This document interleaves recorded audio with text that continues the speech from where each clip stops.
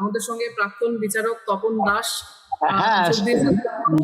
Madam যেটা বলছেন কথাটা সুপ্রিম কোর্টের এই অবজারভেশনের পার্টিতে একটা বিষয় হচ্ছে, পরশুদিন যে কথাটা বলেছেন সেটা খুব মারাত্মক কথা। একবার ভোট না দিলেই একটা মানুষ যে তার নাগরিকত্ব হারিয়ে ফেললো বা ভবিষ্যতে আর ভোট দিতে পারবে না, এরকম কোনো বিষয় কখনো হবে না এটা থেকে।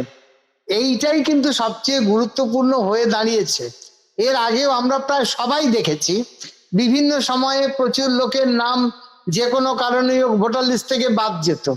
লোকেরা তাতে হয়তো একটু অভিমান করতো, এতকাল ভোট দিয়েছি, এবার হঠাৎ আমার নাম নেই কেন। কিন্তু এ নিয়ে কখনো মানুষকে ভয়ানক উদ্বিগ্ন হতে দেখিনি যে আমার নাম নেই মানে আমি বোধহয় আর নাগরিক থাকবো না, এরকম একটা ভয়ের পাঠ কখনো মানুষের ছিল না। বহুবার আমি দেখেছি আশপাশে আমাদের পরিচিত বন্ধু বান্ধব আত্মীয়জন, আরে হঠাৎ দেখা যাচ্ছে তার নাম ভোটার লিস্টে নেই, তাতে কারুর কোনো ওইটুকুই দুঃখ, এতকাল ভোট দিয়েছি এবার দিতে পারবো না। এর চাইতে বেশি কারুর কোনো দুশ্চিন্তা হয়নি যে একবার আমার নাম বাদ গেল মানে আমি আর কখনো ভোট দিতে পারবো না। এবার কিন্তু প্রথম থেকে যে আলোচনাটা শুরু হয়ে গেছে সেটা হচ্ছে, আজ যদি আমার নাম ভোটার লিস্টে না থাকে তার মানে আমি আর এদেশের নাগরিক রইলাম না। তার মানে হচ্ছে এবার আমাকে কোথাও বাইরে পাঠিয়ে দেবে, তা না হলে ডিটেনশন ক্যাম্পে আটক করে রাখবে, আর কখনো আমার নাম উঠবে না।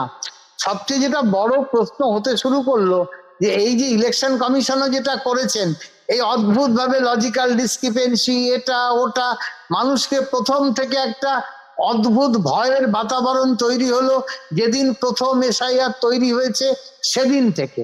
আমি তো দেখেছি বাজারে গেলে বাজারে তরকারিওয়ালাও আমাকে ডেকে বলছে, দাদা কি হবে, দাদা আমরা কোথায় যাব।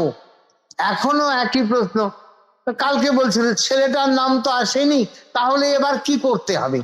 মানে এই যে একটা অদ্ভুত একটা ভয়ের অবস্থা তৈরি হলো, এটা কিন্তু আগে কোনোদিন ছিল না, এইটা এবারে হয়েছে। আর কাল যেটা ঘটে গেল সে তো মর্মান্তিক। সেটা হচ্ছে জুডিশিয়াল অফিসারদের আটক করে রাখা হলো এতজনকে। সুপ্রিম কোর্ট বিরক্ত হলেন এবং ব্যবস্থা নিতে বললেন সরকারকে যাতে এরপর থেকে এ ঘটনা আর না ঘটে। আপনারা দেখেছেন সবাই যা ডাইরেকশন, যেসব মন্তব্য সুপ্রিম কোর্ট করলেন, সেটা তো সত্যি যে এরকম ভাবে কি একটা কোনো প্রসেসই চালানো যায়। কিন্তু পাশাপাশি আর একটা কথাও আছে, সেটা হচ্ছে যে লোকটার নাম বাদ গেল, আমাদের কিন্তু একটা বুঝতে হবে যে এইখানকার এখনকার প্রেক্ষাপটে যে লোকটার নাম বাদ যাচ্ছে তার যে ভয়ানক হতাশা সেটা কোনো না কোনো ভাবে ফেটে বেরোবেই। এবারে কারা তাদেরকে জজদের আক্রমণ করার বুদ্ধি তাদেরকে কে দিয়েছে, তার পেছনে পলিটিক্স আছে। সুপ্রিম কোর্ট রাইটলি বুঝে গেছেন যে কারা করেন, কিভাবে করেন, সব তারা জানেন, ঠিকই জানেন, তাদের কাছে সব ইনফরমেশনই থাকে। কিন্তু এটাও তো ঠিক, মানুষের যে অসম্ভব হতাশাজনিত ক্ষোভ, এটাকে বা কি করে ঠিক করা যাবে আমি কিন্তু জানি না। এটা কি করে ঠিক করা যেতে পারে যে এই লোকগুলোর নাম বাদ যাচ্ছে লক্ষ লক্ষ, কিসের ভিত্তিতে, কেন বাদ হচ্ছে, কিচ্ছু বোঝা যাচ্ছে না। নামের একটু এদিক ওদিক, কুমারের জায়গায় কেয়ার লেখা, মুসলমানদের ক্ষেত্রে সবচেয়ে বেশি, তার কারণ তাদের কোনো নির্দিষ্ট সারনেম নেই, ফলে কখনো শেখ আগে, কখনো শেখ আগে, কখনো মন্ডল কেউ লিখছে, তার ছেলে মন্ডল লিখছে না, এ সমস্ত আছে।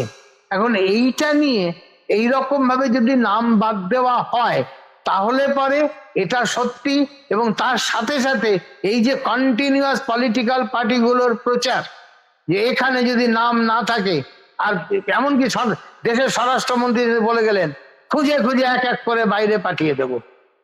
এই যে ভয়ানক মানে মর্মান্তিক একটা রাজনৈতিক প্রসেস এখানে চালু হলো। সেদিন তো স্বরাষ্ট্রমন্ত্রী অত্যন্ত দায়িত্ব জ্ঞানহীনের মতো একটা মন্তব্য করে চলে গেলেন।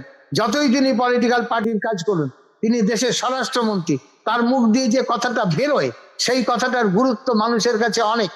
ফলে দুম করে একটা কথা বলে গেলেন, এক এক করে খুঁজে খুঁজে আমরা করে দেবো।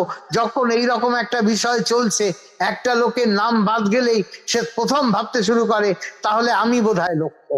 স্বভাবতই সে ছুটছে পাগলের মতো যার প্রতিক্রিয়া কিভাবে কখন কিভাবে ফাটবে এ বলা খুব মুশকিল।